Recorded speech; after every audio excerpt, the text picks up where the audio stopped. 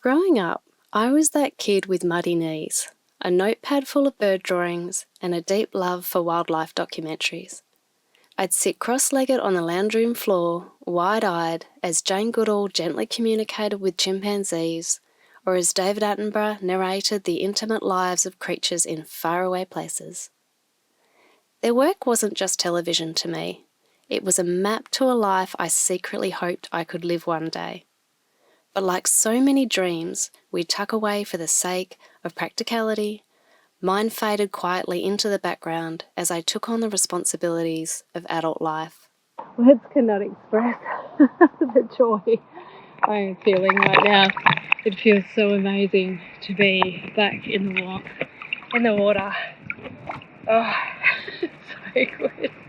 Fast forward to a few years ago, I was living a very different kind of life.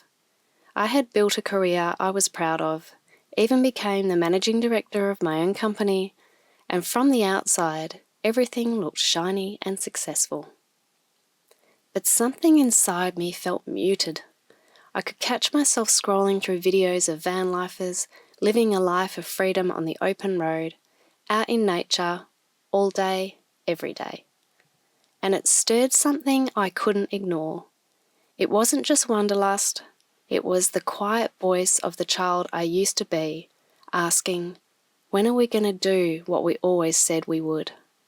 So I was out here before and I had the most unbelievable encounter with a little turtle, green sea turtle, or it might have been a hawksbill, but I think my GoPro froze. So I was like swimming on the bottom of the ocean floor with it, and I was right up close, amazing footage. GoPro. So anyway, I'm out here again trying to find another one.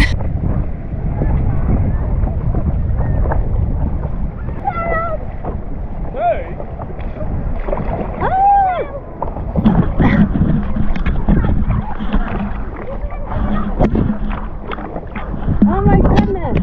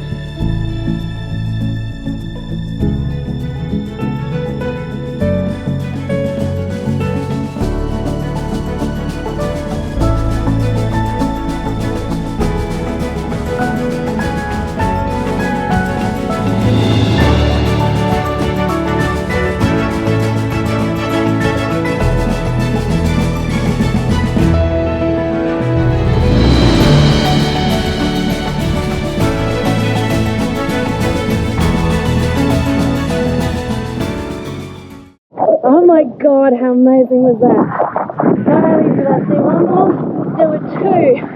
That was just unbelievable. How magic. Now I've got to get back into shore. The urge to shift into van life didn't happen overnight. It was a slow burn, a yearning that grew louder with each passing month. I began to question the structure I had built my life around, the predictability, the routine, the lack of immersion in the natural world I had once adored. The more I thought about it, the more I realised I wasn't just craving adventure, I was craving purpose. I didn't want a holiday. I wanted to live a life that felt meaningful, grounded, and wild. Making the leap into van life was terrifying, but also so exhilarating. I sold most of my possessions, bought a Toyota Hiace commuter van, and slowly transformed it into a cosy mobile home. The first time I drove away from the city with everything I owned tucked neatly behind me, I felt a strange mix of loss and liberation. I wasn't just leaving behind a house or a career. I was leaving behind an old version of myself that had been too scared to chase what truly lit me up. As I headed north along the coast of Western Australia, each new landscape became a chapter in my personal renaissance.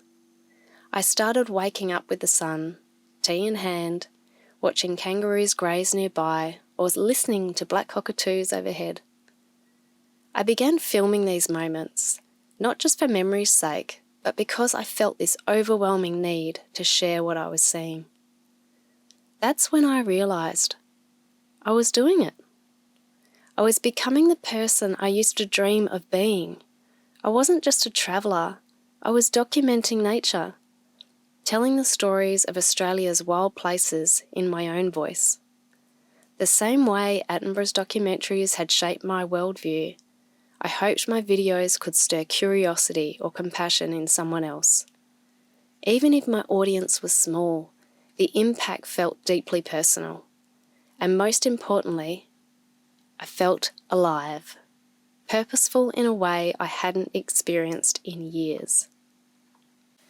Living in a van has given me something I don't think any other lifestyle could: direct daily contact with the natural world. I've slept beside turquoise bays where sea turtles nest, hiked to remote waterfalls where dragonflies skim the mist, and spent nights recording the eerie chorus of flying foxes as they dance between trees. These aren't just pretty moments for YouTube. They are immersive experiences that remind me of the interconnectedness of all things. It hasn't all been romantic or easy. Van life demands resilience. I've had flat tyres, flat batteries, and spent lonely nights questioning whether I made the right choice. But every challenge has carved me into a more present, more adaptable version of myself. I've learned to listen to the land, to respect its pace, and to find joy in simplicity. There's also a responsibility that comes with this lifestyle. The more I witness the natural world, the more I feel compelled to protect it. I've seen firsthand the impact of rubbish left behind in national parks, the silence of forests that should be teeming with birds, and the decline of native species in areas affected by land clearing. It's impossible to ignore once you've seen it. And so my content has shifted again, to not just show the beauty, but to also tell the truth. Conservation and awareness are now part of my mission, woven into my storytelling and artwork. I think often about Jane Goodall, crouching in the jungle with her notebook, and David Attenborough, kneeling quietly beside a herd of elephants. What they had in common wasn't just their access to nature, it was their reverence for it. Their work came from a place of wonder and respect. That's what I aim to channel now, whether I'm filming a kookaburra calling at dawn or sharing facts about eucalyptus trees and their importance to koalas. My van might be small, but it has become a vessel for a much bigger dream. One I've carried with me since I was a child. If there was one thing this journey has taught me, it's that we don't have to abandon our childhood passions to become adults. In fact, the most fulfilling life might be the one where you return to those passions, this time with the tools and courage to act on them. I don't need a BBC crew or a million followers to make a difference. I just need to keep following that quiet voice inside that says, observe, learn, share. So here I am, still travelling, still learning, still in awe of the wild. Every day is a step deeper into the dream I thought I had to outgrow. And every video, every story I share is my way of saying to that little girl with the muddy knees and the big dreams, We did it. We made it.